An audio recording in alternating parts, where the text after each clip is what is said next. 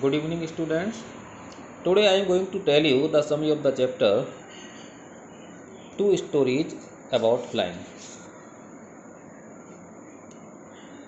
Actually, this chapter has been divided into two parts. Today I am going to tell you the summary of the first part. The name of the first part is His First Flight. This part has been composed by Liam O. Flaherty. This is the story about a seagull.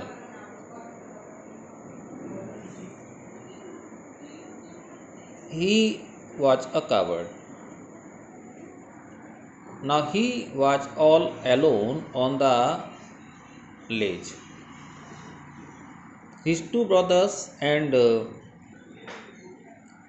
his sister had flown away the day before. He was afraid to fly. Somehow, when he had taken a little run forward to the brink of the ledge and attempted to flap his wings, he became afraid. There was a great expanse of sea.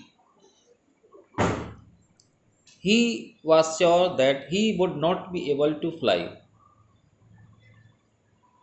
So he went his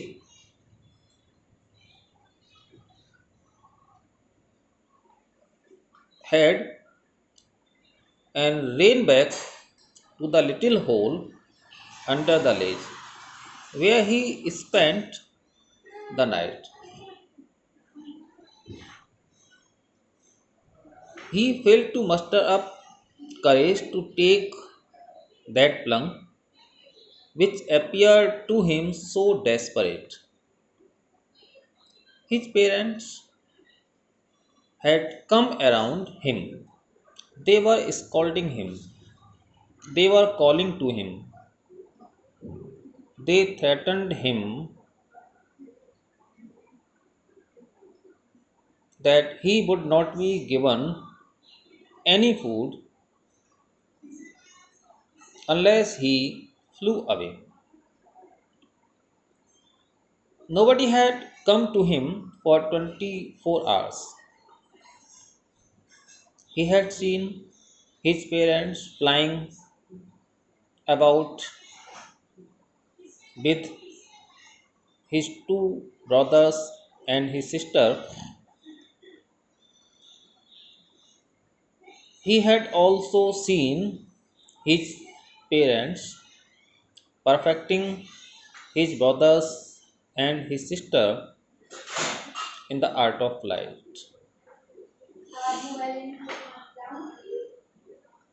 He had also seen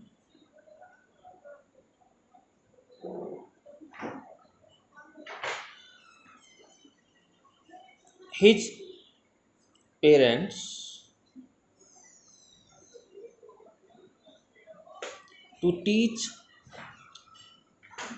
his brothers and his sister to skim the waves and dive for fish. He had actually seen his older brother catching his first a soft finned sea fish and swallow it. Now the sun was shining very brightly. Now the seagull felt the heat because he had not eaten anything since the previous nightfall. He stepped slowly out to the brink of the edge and stood on one leg with the other leg hidden under his wing.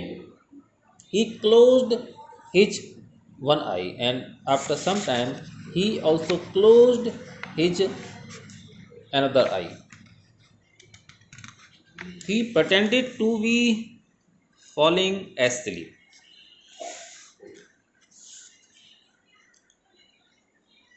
His parents were not looking at him, but he saw his two brothers and his sister lying on the plateau, and they were also dozing with their head sunk into their necks.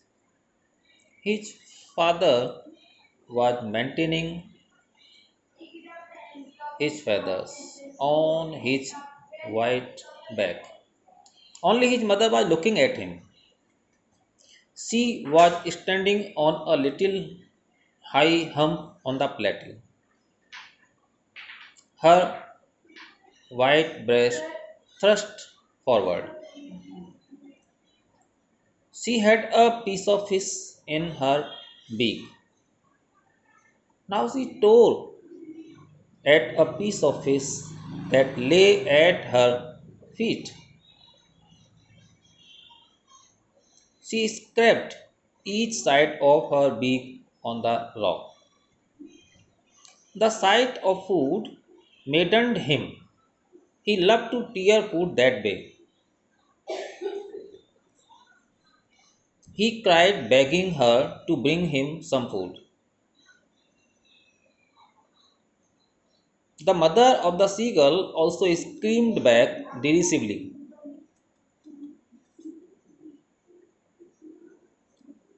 His mother had picked up a piece of fish and was lying across to him with it. He leaned out eagerly, tapping the rock with his feet. Actually, in this way, the seagull was also trying to go near to his mother in order to get a piece of fish, in order to get food.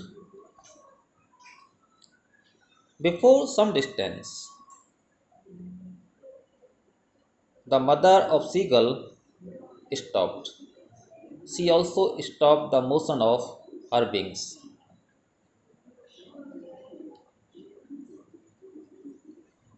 Now, the piece of fish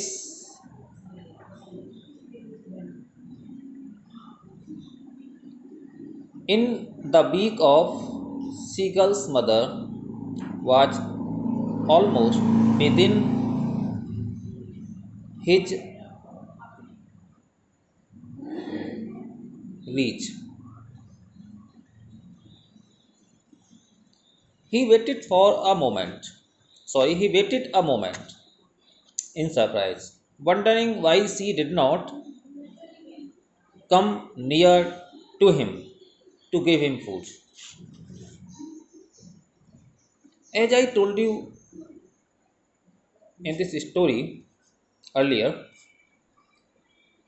the seagull was maddened by the hunger.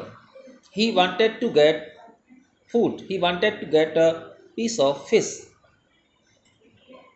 He dived for a piece of fish. He jumped upon it.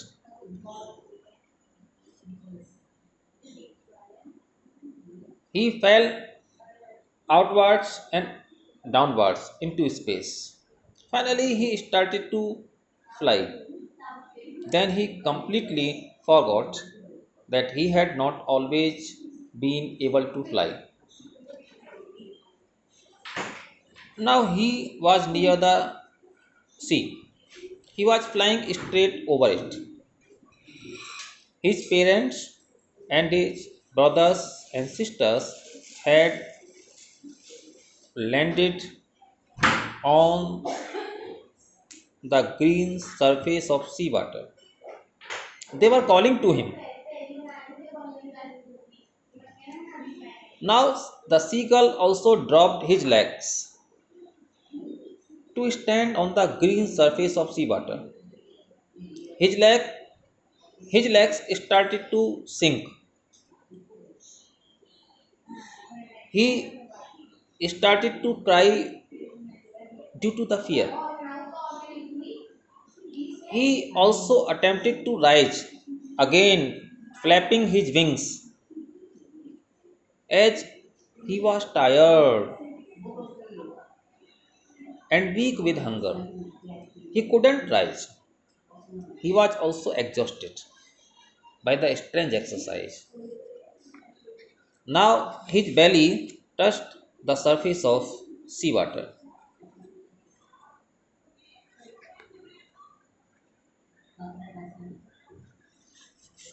After that, he was floating on it. His parents, his brothers, and sister were all screaming around him. They all were praising him, and they all were offering him scraps of dogfish.